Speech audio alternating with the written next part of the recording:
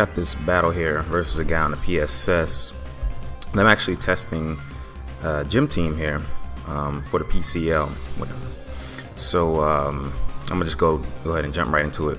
I get a pretty good crit with Scald on this Scarm. I was actually looking for the burn as well, but at least I got the crit. And as expected, he puts up his little entry hazards and he brings his Lapras in here. And originally I didn't see this thing as a threat, so I kind of, I just left my Politoed in, went for the Scald just to see if I can get the burn, and I did. He goes for Freeze Dry, and at the time I forgot about like what its ability was or whatever, which of course is to be super effective on water types. So with this particular team, I was like, oh no, this Lapras is a huge threat because I have like 2-3 other water types sitting on my team. But I just go for the Protect or whatever just to stall for some HP before switching out or whatever, and to rack up some of that residual burn damage on this Lapras here, because at this point in the battle it's a threat. And I bring Fortress in, and I look at the amount of damage it does, considering that I resist it, and I conclude that it's choice specs, especially because of the way he just switched it out. So that was my conclusion with that. He brings in his Hydreigon, and I go into Politoed really to initiate the rain and to see if I can get off a burn with Scald on this thing, just to kind of wear it down a bit. And I believe I survived this Dragon Pulse. Yeah, okay, I survived it with a little bit. Yeah, and I go for the Scald, and I don't get the burn, but it's all good. I did get the rain up, so I accomplished the primary goal. So that's a clean 2-hit KO with the Dragon Pulse. So I send in Fiesta to get that revenge kill, since I have Swipsum activated. He knows that the Ice Beam is coming, so he goes into Scarm. And I actually get a crit here, but I doubt that it mattered since this is a max special attack, modest Ludicolo, and he didn't have the HP to survive that, so I doubt that it mattered. Now I bring this Swampert in on his Tentacruel, and I know that this is like the perfect opportunity to go ahead and Mega Evolve this thing so that I can get the rain up later and activate his ability. And I predicted this switch smoothly. I just went straight for the Ice Punch because I guess he predicted an Earthquake, and it does a lot of damage. Actually, I was really looking for the kill so that he wouldn't get any damage off, because that Dragon Pulse did do quite a bit of damage. Whatever, but of course it's Hydreigon.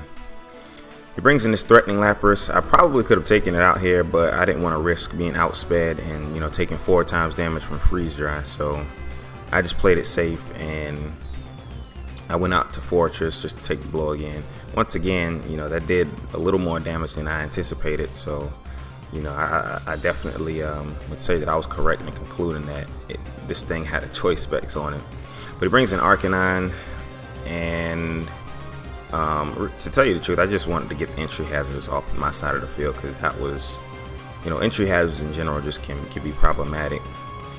And from my experience, it can definitely change the outcome of a battle. So I bring in Queen Ivy because I know that he's going to probably go for the close combat, just given my relatively low HP on Fortress. I mean, he knows that I can't really do much to retaliate, not on this particular Fortress, so he just goes for the close combat. But I ate that, clearly. And he brings in his Espeon. Now, I started to go for the Earthquake or whatever just to hit something, but I said, well, I know he's going to switch, so I'm going to try to set up. But he did a pretty good play, excellent play in my opinion, by bringing this Espeon in to basically put Stealth Rocks up again. I do a lot of damage with Earthquake, as you saw, and he gets to clean 2-hit KO with Psychic, but I'm okay with that.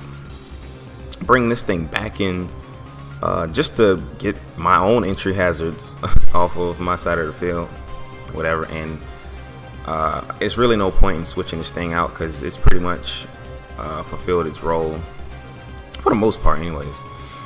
And I really just leave this Fortress into just to give myself a safe switch, so I didn't have to take a Flare Blitz from this thing. and I bring in Gotham, and I'm going to tell you, this thing put in work. Like, this thing did work. He goes for a wild charge. I eat it completely. It does nothing. And then, you know, I go for the Super Fang. You know what that does. I don't have to explain that. He goes for the Flare Blitz, and he realizes once I, you know, hit the roost that he's not going to win this one, because eventually he's going to die from his own recoil. So he switches out, and I just go for a Poison Fang, you know, pretty much predicting the switch, really, just to see if I could poison something, because, you know, this thing has a 50% chance of poisoning something. I just leave this bat in because I know that, like, given the EVs and just the overall bulk, I can take a Psychic and let him die from the residual poison damage, and that's exactly what happens. I just go straight for the roost. So I have this big threat out the way, and he brings in Lapras. It is not at a threatening range of HP, so I can take it out. That's gone. Now this Tentacruel here, he gets the burn on the skull, but that's really not an issue. I mean, this thing, it's a beast. In this particular battle, it's a beast. Trust me, that the burn is not a problem. So I go for the Super Fang or whatever, you know, just to knock some of that HP down, and you know, we're just kind of stalling a bit. I mean, I looked at it and I figured, you know, after a while, I mean, he wasn't going to be able to outstall this Golbat. So eventually I just like let him take it out or whatever, because I just didn't want to have to stall. I just wanted to